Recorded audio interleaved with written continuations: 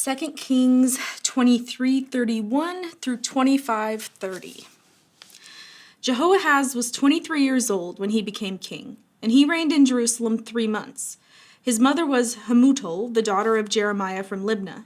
He did what was evil in the Lord's sight, just as his ancestors had done. Pharaoh Necho put Jehoahaz in prison at Riblah in the land of Hamath to prevent him from ruling in Jerusalem. He also demanded that Judah pay 7,500 pounds of silver and 75 pounds of gold as tribute.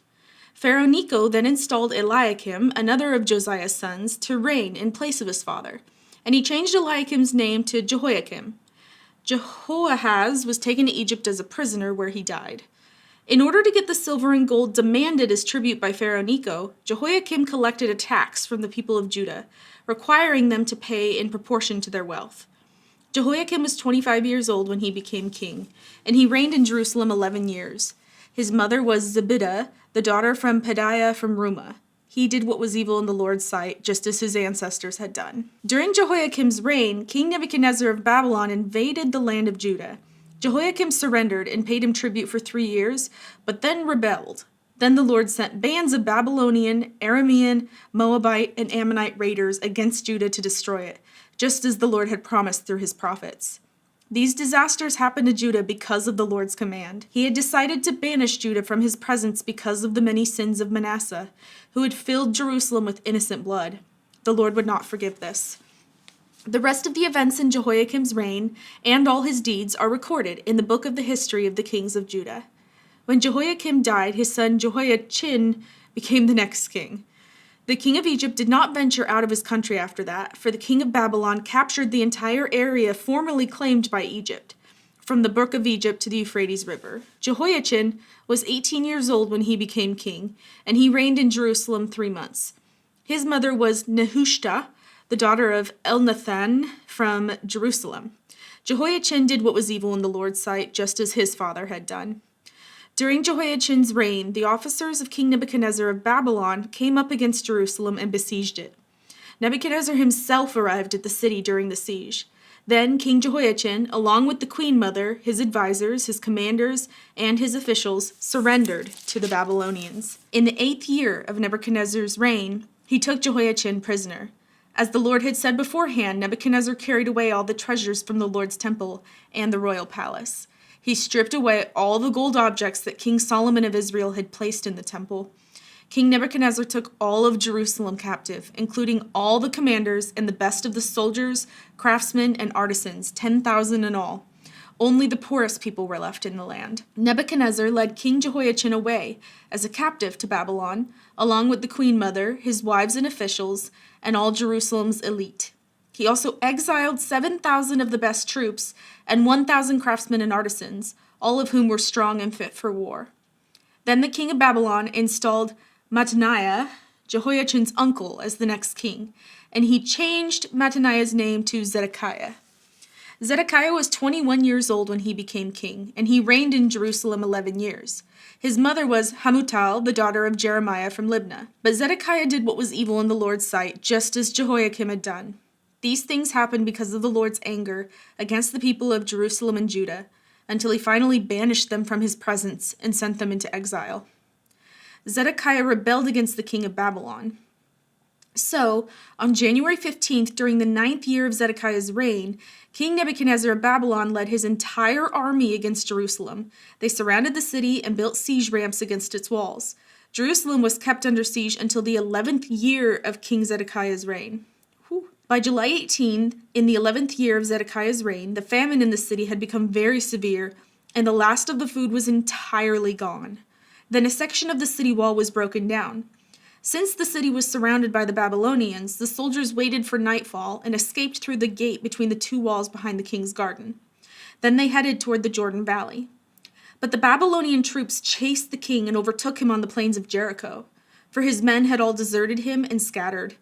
They captured the king and took him to the king of Babylon at Riblah, where they pronounced judgment upon Zedekiah. They made Zedekiah watch as they slaughtered his sons. Then they gouged out Zedekiah's eyes, bound him in bronze chains, and led him away to Babylon. On August 14 of that year, which was the 19th year of King Nebuchadnezzar's reign, Nebuzaradan, the captain of the guard and an official of the Babylonian king, arrived in Jerusalem.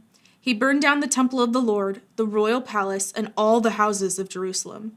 He destroyed all the important buildings in the city.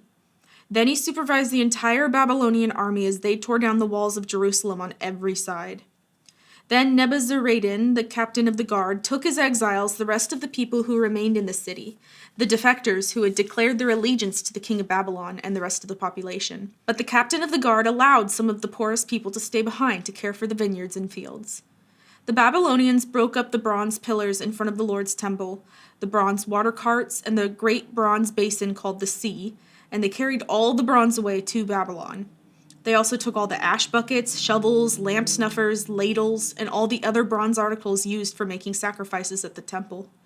The captain of the guard also took the incense burners and basins and all the other articles made of pure gold or silver. The weight of the bronze from the 2 pillars, the sea, and the water carts was too great to be measured. These things had been made for the Lord's temple in the days of Solomon. Each of the pillars was 27 feet tall. The bronze capital on top of each pillar was 7.5 feet high and was decorated with a network of bronze pomegranates all the way around. Nebuzaradan, the captain of the guard, took with him his prisoners, Sariah the high priest, Zephaniah the priest of the 2nd rank, and the 3 chief gatekeepers. And from among the people still hiding in the city, he took an officer who had been in charge of the Judean army, 5 of the king's personal advisors, the army commander's chief secretary, who was in charge of recruitment, and 60 other citizens. Nebuzaradan, the captain of the guard, took them all to the city of Babylon at Riblah. And there at Riblah, in the land of Hamath, the king of Babylon had them all put to death.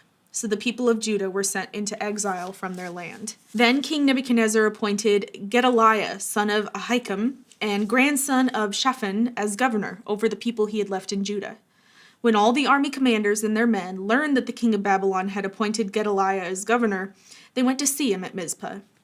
These included Ishmael, son of Nethaniah, Johanan, son of Kareah, Sariah, son of Tanhumeth, the Netophathite, Jezaniah, son of Maakathite, and all their men. Gedaliah vowed to them that the Babylonian officials meant them no harm. "Don't be afraid of them. Live in the land and serve the king of Babylon, and all will go well with you," he promised. But in mid-autumn of that year, Ishmael, son of Nethaniah and grandson of Elishama, who was a member of the royal family, went to Mizpah with 10 men and killed Gedaliah. He also killed all the Judeans and Babylonians who were with him at Mizpah. Then all the people of Judah, from the least to the greatest, as well as the army commanders, fled in panic to Egypt, for they were afraid of what the Babylonians would do to them. In the 37th year of the exile of King Jehoiachin of Judah, evil Merodach ascended to the Babylonian throne. He was kind to Jehoiachin and released him from prison on April 2 of that year. He spoke kindly to Jehoiachin and gave him a higher place than all the other exiled kings in Babylon. He supplied Jehoiachin with new clothes to replace his prison garb and allowed him to dine in the king's presence for the rest of his life. So the king gave him a regular food allowance as long as he lived. Acts 22:17 to 23:10. After I returned to Jerusalem, I was praying in the temple and fell into a trance. I saw a vision of Jesus saying to me, "Hurry, leave Jerusalem, for the people here won't accept your testimony about me." "But Lord," I argued, "they certainly know that in every synagogue I imprisoned and beat those who believed in you. And I was in complete agreement when your witness Stephen was killed. I stood by and kept the coats they took off when they stoned him." But the Lord said to me, "Go, for I will send you far away to the Gentiles." The crowd listened until Paul said that word. Then they all began to shout, "Away with such a fellow! He isn't fit to live!" They yelled, threw off their coats, and tossed handfuls of dust into the air.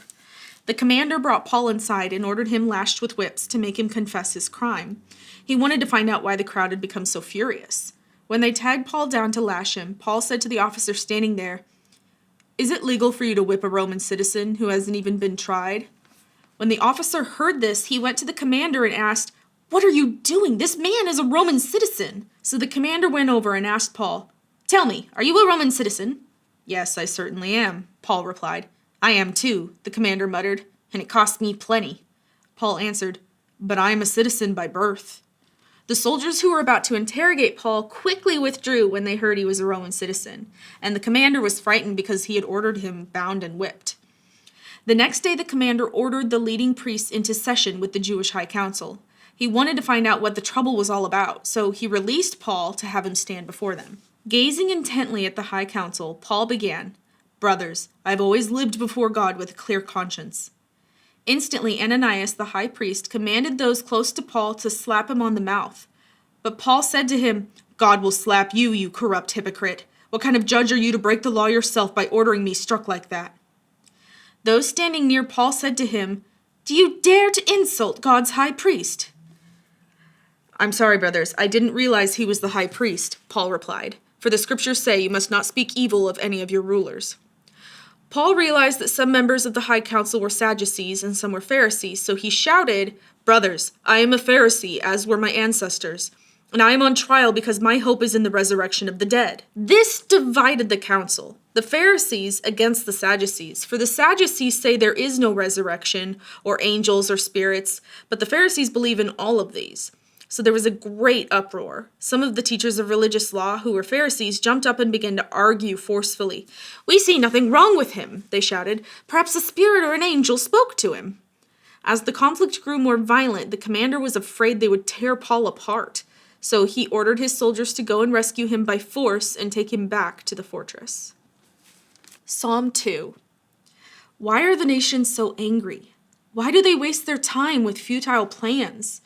The kings of the earth prepare for battle. The rulers plot together against the Lord and against his anointed one. "Let us break their chains," they cry, "and free ourselves from slavery to God." But the one who rules in heaven laughs. The Lord scoffs at them. Then in anger he rebukes them, terrifying them with his fierce fury. For the Lord declares, "I have placed my chosen king on the throne in Jerusalem, on my holy mountain." The king proclaims the Lord's decree. "The Lord said to me, 'You are my son. Today I have become your father.'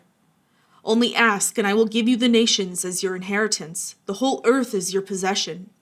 You will break them with an iron rod and smash them like clay pots. Now then, you kings, act wisely. Be warned, you rulers of the earth. Serve the Lord with reverent fear and rejoice with trembling. Submit to God's royal son, or he will become angry, and you will be destroyed in the midst of all your activities. For his anger flares up in an instant, but what joy for all who take refuge in him."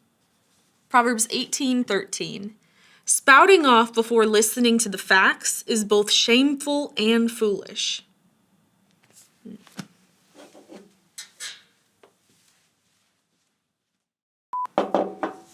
Oh, I need to fix my chair. Oh, I hit the microphone. It's a great way to start this off. Makes me very confident in myself. He also demanded that Judah pay 70... I'm sorry. I tried to fight through that one. It didn't work. Excuse me. How horribly improper of me. I am no longer a woman. I am a slug. So crazy. His name is literally Evil Merodach. I wouldn't really want the first part of my name to be evil. The next day, the commander ordered the leading priests into session with the high priest council. High Jewish council. The Jewish high council. I don't feel very mentally sharp at the moment. I don't feel very mentally sharp at the moment. That's true. Okay, what? Oh, I totally missed.